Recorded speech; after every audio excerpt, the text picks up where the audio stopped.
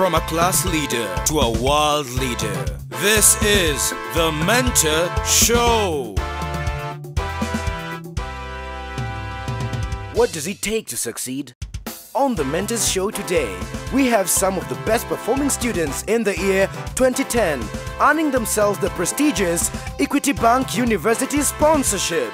Ladies and gentlemen, The Mentor Show! Hello and welcome to The Mentor Show, a forum where young people meet and interact with mentors.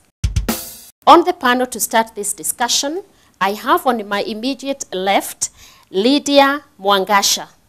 Lydia was the top girl in this country and she attended Kenya High School. Welcome to the show, Lydia. Thank you very much. Next to Lydia is Albert Wandui. Albert is the proud hero, having emerged the top boy in this country, and he attended Moi High School, Kabarak. Welcome to the show, Albert. Thank you. And congratulations. Next to Albert is Anastasia Nebosu. Anastasia attended Bishop Calavera Secondary School, and she emerged the top girl in Marsabit district. Welcome to the show, Anastasia. Thank you. I will start this discussion with you, Lydia. When it was announced that you're the top girl last year's exam, did it take you by surprise or it's something you knew all along? I was hoping to do well, but being the top girl in the nation, wow, that was like a really great moment for me. I was so happy. Albert, you were the top boy, and obviously at the media and everywhere else, your face and the jubilation around your performance at school, at home, I'm sure with your friends. What did that make you feel? For me, it was a very exciting moment. Just as Lydia said, it was also very unexpected. I had expected to excel, but you know, being a top student is in a class of its own. It's a great honor. So it was a very wonderful moment. It was a moment where I could see my future dreams would come true, and you know, for that moment, everything was just right. You were top girl in Marsabit. I'm sure a lot of people in your school are very proud of how you performed. Was this luck, or is it something you planned for? I didn't imagine of this day, but due to the hard work and the effort I put in, I'm so happy to be here. It really feels good to be here.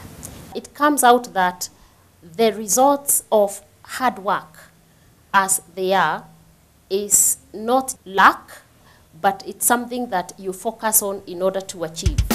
When we come back, Albert shares how he was inspired by a fellow senior student being admitted at the prestigious Harvard University.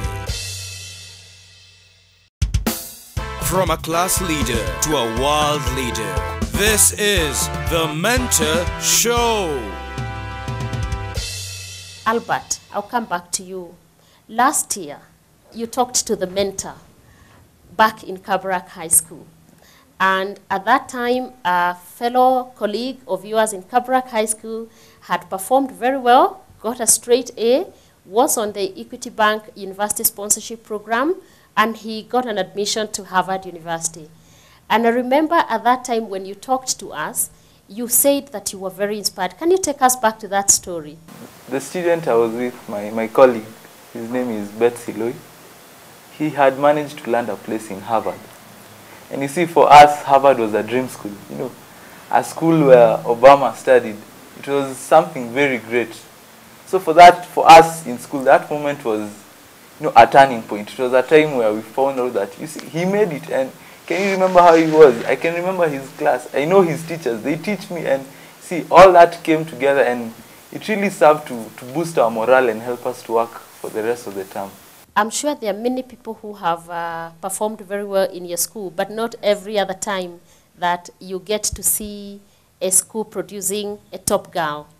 How did this impact on your colleagues back in school? Most of my friends actually used to tell me that I'll be #1 in the nation. So they were like, wow, we told you you'd make #1. So like the Form 3s right now, no, not Form 3s, they're not in Form 4. They are really motivated. They're working so hard, and it's such a great thing for our school because everyone now really wants to be the best girl in the nation too. A lot of students will tell you that being in a high-level school, so to say, like the school you attended, you have good libraries, you have good laboratories, good computer laboratories, that in itself plays a significant role in your success. Is that all that one needs to pass their exams? The environment can affect the way someone studies and the way someone learns. But I believe that as humans, and especially students are always very creative. We always find ways to overcome the challenges we face in our environment.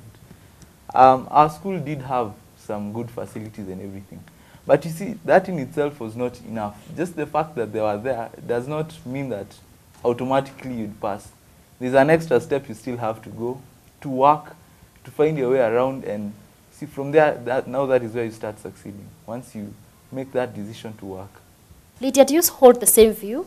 Yeah, because I think facilities and environment is like a really small percentage in someone's success. What matters is the person. What do you want? What is driving you? Because I know someone can go out of their way just to get what they want. It depends on how badly you really want it. So the environments and those things, yes, a good environment might result in good results, but it still takes a person to know that this is a good environment to learn in. And it still takes a person to know that this is not a very good environment and I need to modify it.